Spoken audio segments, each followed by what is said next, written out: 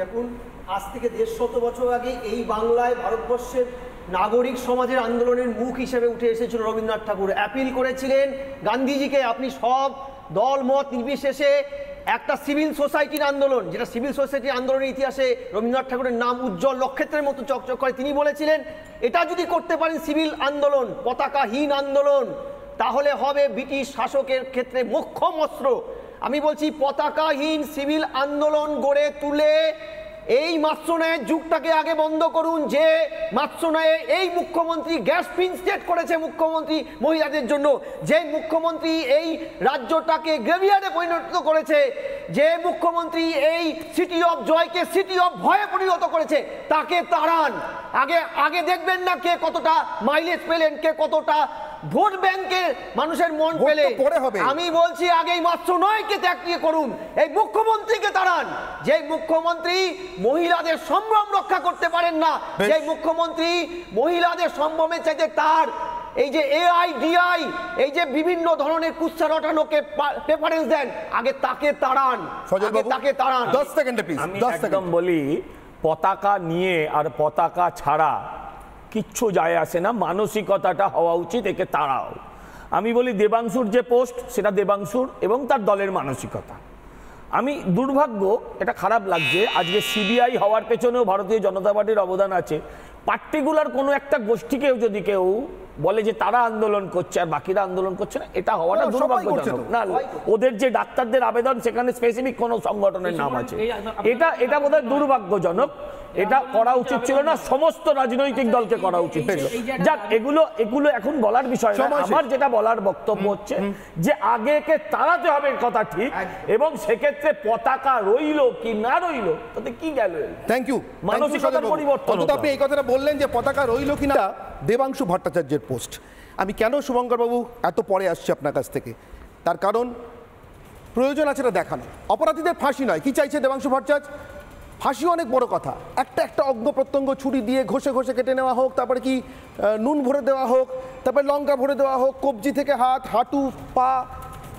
যে কোনো মানুষ এই পোস্টটা পড়লে বুঝতে পারবেন পৃথিবীতে আইন আছে, সংবিধান আছে, দণ্ডবিধি আছে, ন্যায় বিচার আছে, নিরপেক্ষ বিচার ব্যবস্থা আছে এবং তদন্ত পুলিশ প্রশাসন আছে। এমন কোনো দেশে এমন বিচার সম্ভব না। এটা দুটো ক্ষেত্রে সম্ভব। অনেক সময় বাস থেকে পকেট মেরে নেমে যাওয়ার সময় পকেট মার বলে চিৎকার করতে করতে যায়। এটা একটা ঘটনা, এটা একটা ইনস্ট্যান্স হতে পারে। আমি দেবাংশু বাবুর ক্ষেত্রে সেটা একদম ভাবতে রাজি নই। ভদ্র ঘরের ভালো ছেলে, করতেই পারে তৃণমূল কংগ্রেস করেন, কিন্তু সেটা না হলে এটা লিখছেন কেন? তাহলে আরেকটা কারণ থাকতে পারে। শুভঙ্কর বাবু, যে কারণে আপনাকে বলছি, পরের কারণটায় আসবো, কিন্তু তার আগে একেবারে সাধারণ ছাত্রছাত্রীদের আবেদন। কি আবেদন করেছেন ডাক্তারি পড়ুয়া ছাত্রছাত্রীরা, সেটা কথায় আসবো। ডাক্তারি পড়ুয়া ছাত্রছাত্রীদের আবেদন স্ক্রিনে দিতে বলবো। সর্বস্তরের একটু দেখে নিন শুভঙ্করবাবু, কলতান আপনারা, সজলবাবু আপনারা, সর্বস্তরে সাধারণ মানুষের কাছে আন্দোলনরত ডাক্তারি পড়ুয়া ও জুনিয়র চিকিৎসকদের আবেদন। কি ঘটেছে এবং সেখানে দেখুন পরিষ্কার করে তারা কিন্তু কোনো লুকোছাপা রাখছেন না, স্পষ্ট করে দিয়েছেন প্রতিপক্ষটাকে। গতকাল গভীর রাতে আরজি কর মেডিকেল কলেজের অবস্থান মঞ্চ এমার্জেন্সিতে তাণ্ডব চালায় তৃণমূলের জল্লাদ বাহিনী। তারা কোনো ঢাক গুড় কিচ্ছু রাখেননি। তারা বরঞ্চ বলেছেন এসএফআই, ডিওয়াইএফআইএ সহ বামপন্থী ছাত্র যুবদের লাগাতার আন্দোলন আমাদের আশা জুগিয়েছে অন্ধকার সময়। তারা মুখ্যমন্ত্রীর মতো রামবাম বলেননি, কারা তাদের হাসপাতাল ভেঙেছেন তারা জানেন। শেষ কি বলছেন? সমাজের সর্বস্তরের মানুষের কাছে আবেদন, এই নৃশংসতার বিরুদ্ধে যেখানে যেভাবে পারবেন রাস্তায় নামুন। যারা এই ধরনের নৃশংস ঘটনা ঘটায় এবং যে রাজনৈতিক শক্তি ধর্ষকদের লোকানোর প্রচেষ্টা চালায়, তাদের রাজনৈতিক এবং সামাজিকভাবে কোণঠাসা করা এই সময়ের কর্তব্য। আর তার জন্য শুভঙ্কর বাবু, আপনাকে, সজল বাবুকে, কলতান দাশগুপ্তদেরকে একসঙ্গে হাতে হাত মিলিয়ে নামতেই হবে। যদি এখনও পতাকা, আদর্শ, চিহ্ন এগুলোর জন্য নামতে না পারেন, তাহলে বাংলার মানুষকে এই ধর্ষক রক্ষক সরকারের হাত থেকে মুক্তি দিতে পারবেন না। শুভঙ্কর বাবু, আপনার বক্তব্য। দেখুন, যে ঘটনাটা নিয়ে আমরা আলোচনা করছি সেটা অত্যন্ত দুঃখজনক। আমাদেরই একজন জুনিয়র ডাক্তারি ট্রেনি, তার উপরে যে ঘটনা ঘটেছে, এরকম ঘটনা অত্যন্ত ঘৃণ্য, নৃশংস, নিন্দনীয়।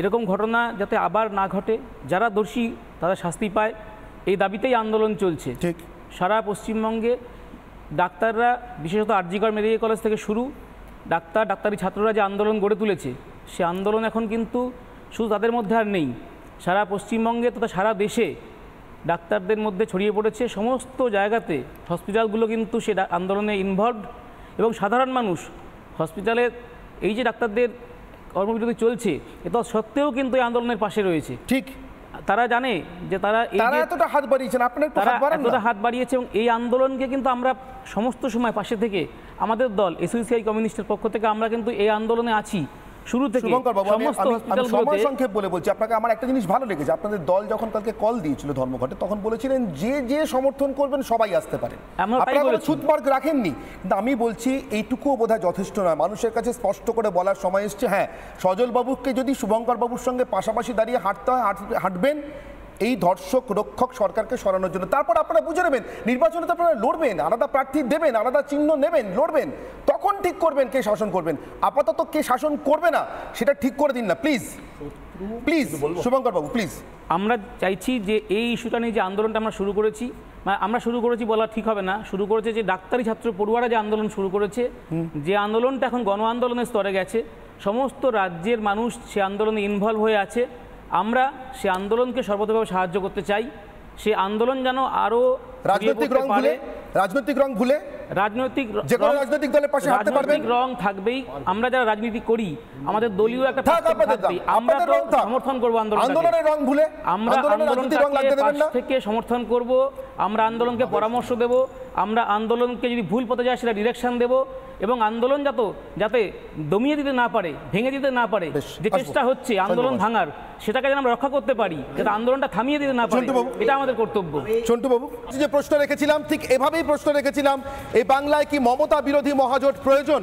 সাধারণ মানুষ কি মনে করছেন, মমতা বিরোধী মহাজোট চাই বাংলায়? জিজ্ঞাসা করেছিলাম। ফেসবুকে 91% মনে করছেন হ্যাঁ, না মনে করছেন 9%। অনির্বাণের অগ্নিবাণে প্রশ্ন ছিল মমতা বিরোধী মহাজোট চাই বাংলায়। এক্স স্যান্ডেলে দর্শকরা কি রায় দিলেন সোশ্যাল মিডিয়ায়, যে সোশ্যাল মিডিয়া নিয়ে মমতা বন্দ্যোপাধ্যায় প্রবল রাগ রয়েছে, তার কারণ এখানে নাকি খালি ফেক নিউজ ছড়ানো হয়। 90% হ্যাঁ বলেছেন, 10% না বলেছেন এক্স স্যান্ডেলে। মমতা বিরোধী মহাজোট চাই বাংলায় ইউটিউবের পরিসংখ্যান ফেক নিউজ কিনা তদন্ত করে নেবেন। 1 ঘন্টায় 35,000 মানুষ রায় দিয়েছেন, তার মধ্যে 91%, 1 ঘন্টায় 35,000, তার মধ্যে 91% মনে করছেন চাই, না মনে করছেন 9%।